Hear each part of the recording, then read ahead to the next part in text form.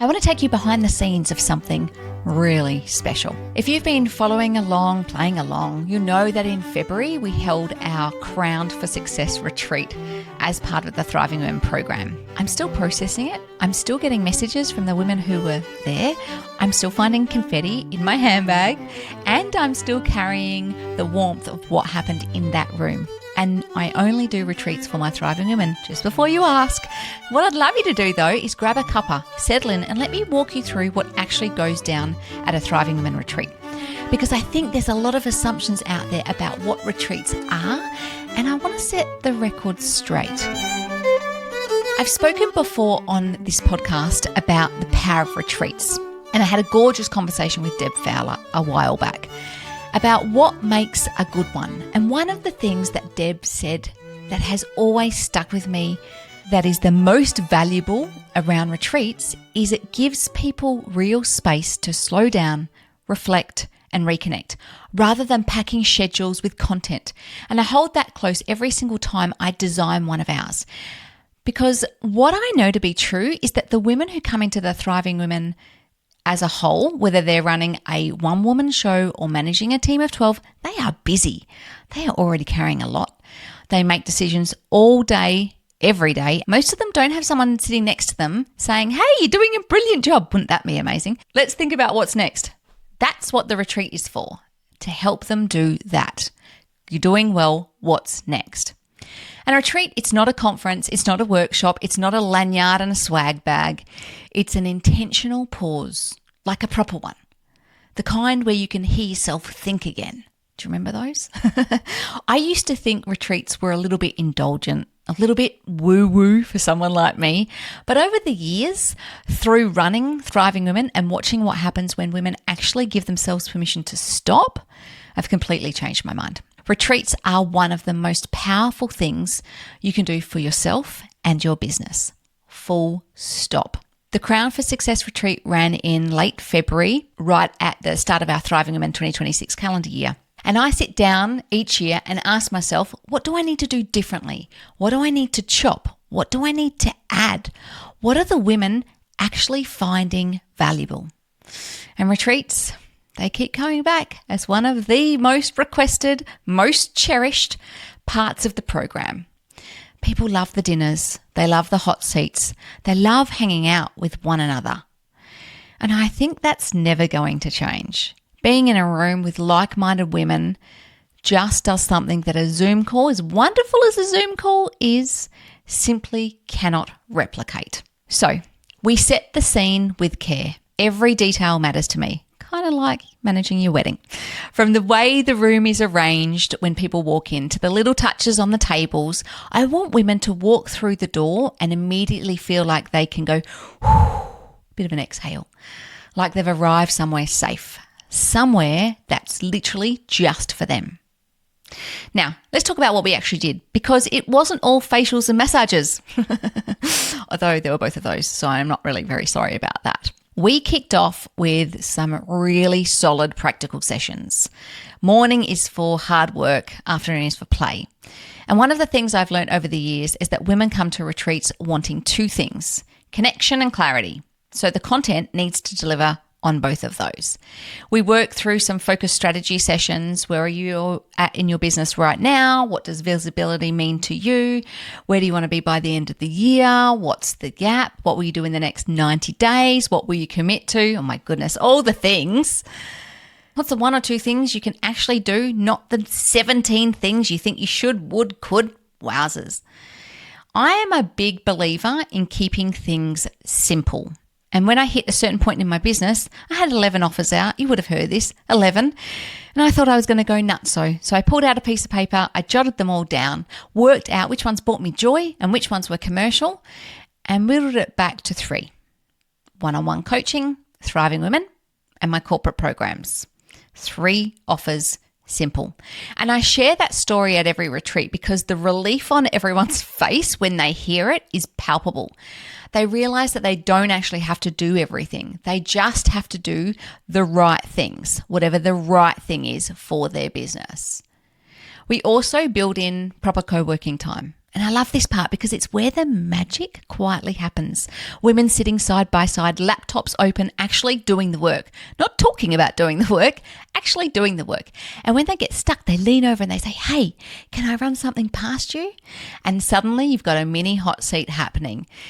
It just happens beautifully and organically. Ideas flow, problems get solved in real time.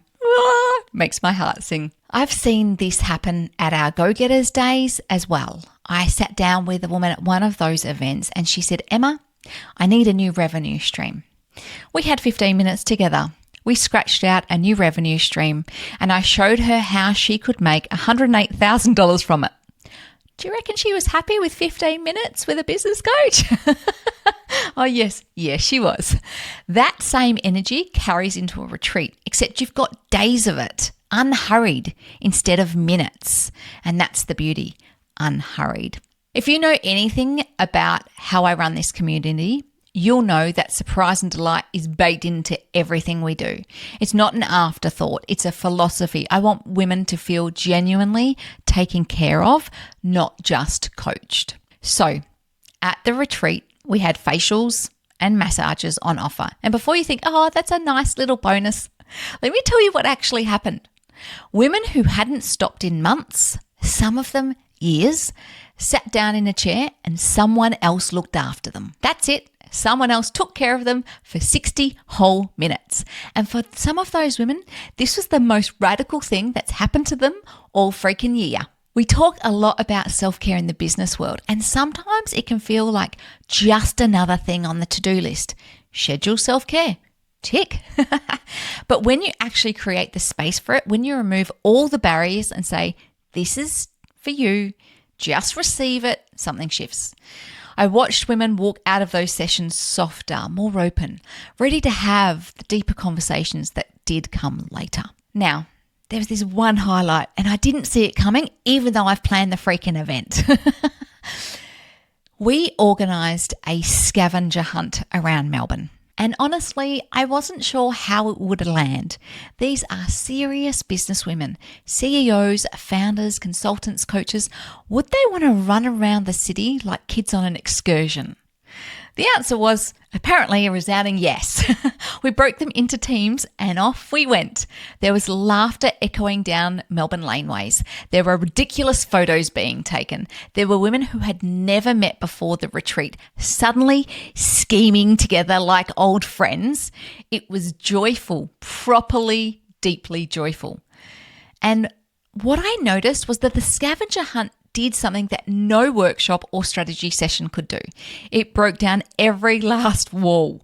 When you're giggling with someone over a ridiculous challenge, when you're lost together trying to find a hidden laneway, when you're cheering each other on, that's when real connection happens.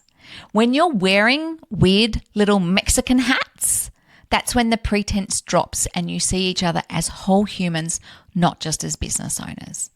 And by the time we came back together that evening, by the way, the team I was in did not win, the energy in the room had completely transformed. There was this lightness, a playfulness that carried on throughout the rest of the retreat. And I think some of the most important business conversations happened because of that scavenger hunt, not in spite of it. In the evenings, I would just want to tell you about our private dinner. Wowzers! Because belly to belly is still the best. And at the retreat, one dinner in particular was a very intimate, private affair. Beautiful food, beautiful wine, so I'm told because I don't drink, beautiful company, and we added a dress-up element, which honestly brought out a side of these women that was so delightful. There's just something about putting on something sparkly or bold or just different from your usual Tuesday uniform, which is, let's be honest, probably activewear, that gives you permission to show up differently, to be playful, to be a bit silly, and most importantly, to celebrate yourself. And the conversations that happened over these dinners, they were the kind you cannot manufacture. Women sharing their real stories, as in REAL, not REEL. Stories, their struggles, their wins, the stuff they don't post on Instagram. One woman told me afterwards that a conversation that she had over dinner completely changed how she was thinking about her next 12 months. That's what happens when you create the right environment and then you get out the way. Okay, this is the part I want to talk to you about most, and it's also the part that's hardest to put into words. The vulnerability in that room was palpable. I don't use that word lightly. I have been running Thriving Women for years now, and I've seen some incredible moments of openness and courage. But this retreat, wow, this retreat was something else. Not going to lie, there was tears, lots of tears, and some were sad and some were not. They were the kind of tears that come when you finally say the thing out loud, when you finally admit that you're exhausted, when you acknowledge that your business has outgrown you or that you've outgrown your business, when you tell a room full of women that you're scared, and instead of judgment, you get a dozen heads nodding back at you because they feel it too. I think about what one of our attendees said after our very first retreat. She called the retreat amazeballs. I love that.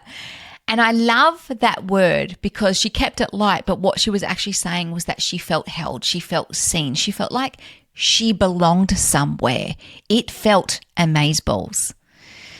And what happened in February multiplied that for the women in there. The women who were walked in carrying the weight of every decision, every doubt, am I doing this right?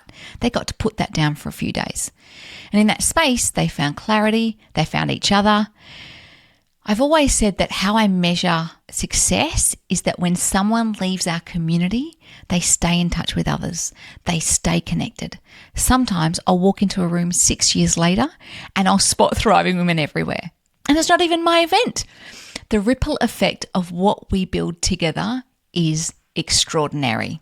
And that ripple starts in moments like these. A retreat room where someone is brave enough to be honest and everyone else is brave enough to actually listen to what is being said, not to try and solve. Every retreat teaches me something really different, every single one. And this one reinforced a few things I want to share with you. Whether you're thinking about hosting your own retreat, joining one, or just trying to build more depth into your business relationships. You know I miss practical. So here we go. Number one, space is the strategy. I know that sounds counterintuitive when we're all about actions and outcomes and results, but giving people space to think, to breathe, to just be, that is the strategy. The breakthroughs don't come when you pack the schedule wall to wall. They come in the gaps, in the quiet moments, over a glass of wine at dinner, during a walk between sessions. You need to build in the space. Number two, play is so underrated. That scavenger hunt reminded me that we take ourselves far too seriously sometimes. Business is important, yes. Revenue matters, of course, but joy matters too. And when you let people play, they open up in ways that no amount of structured content can achieve. And number three, community transcends everything. I've said this before and I will say it again. Go Get a Day welcomes everyone with open arms, from business newbies to entrepreneurs with multi-million-dollar businesses, because the value of community truly does transcend revenue. The same is true at our retreats. It doesn't matter where you are in your business journey. What matters is that you're willing to show up, be real, and support the women around you, and also feel the support. And number four, surprise and delight is not a luxury. It's my leadership tool. When you take care of people in unexpected ways, you build trust, you build loyalty, you build a culture where people feel valued, and valued people, they do extraordinary things. I want to talk about pricing. Pricing a retreat, it's the bane of my existence.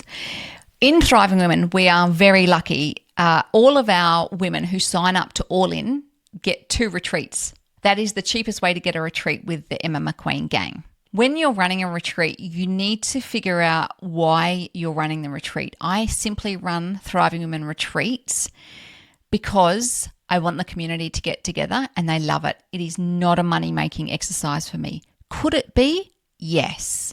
Could I go public and run a retreat? Yes.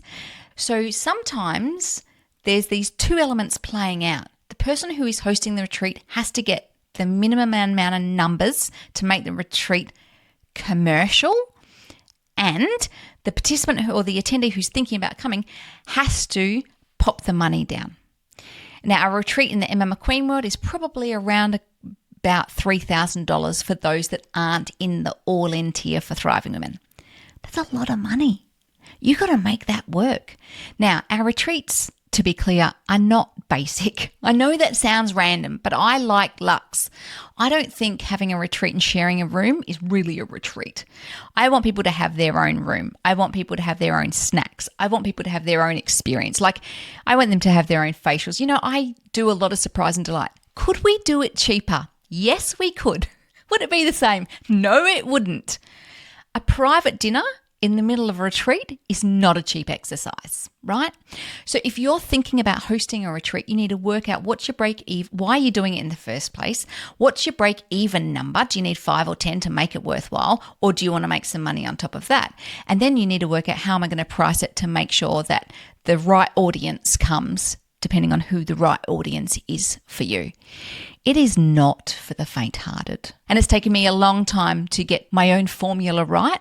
But let me be clear, we do not make money on our retreats. It's simply because the community wanted it and the community needs it. And that's why I show up. Now, I want you to know I am not a professional retreat organizer. In fact, I tried to avoid retreats for Thriving Women for quite some time because the effort that's involved in putting a retreat together with the right people, the right dynamics, having enough space, having enough content, like those things take months to put together. I think I've gotten better with it over the time. And I also always question myself at the beginning of the retreat and at the end of the retreat. Have I put enough space in? Is space even valuable? Have I put the right content in? Is that the right content for every single person in that room? Have I got the coaching sorted? Do I have the surprise and delight sorted? What are the logistics? How will we make a scavenger hunt work? Like all the things, they take a lot of my mental energy. For our mid-year retreat that's coming up, I've gone back to the retreaters and I've gone, what is it that you would like as an add-on, as an additional for the next retreat? Like, you have to do your homework. So if you're thinking about hosting a retreat, there's so much that goes into the retreat before you even hit retreat day. It's almost like all the work is done, all the workbooks are written and printed, all the surprise and delight is thought of, all the ways it flows, how you make it work, what happens on each day, that is all done.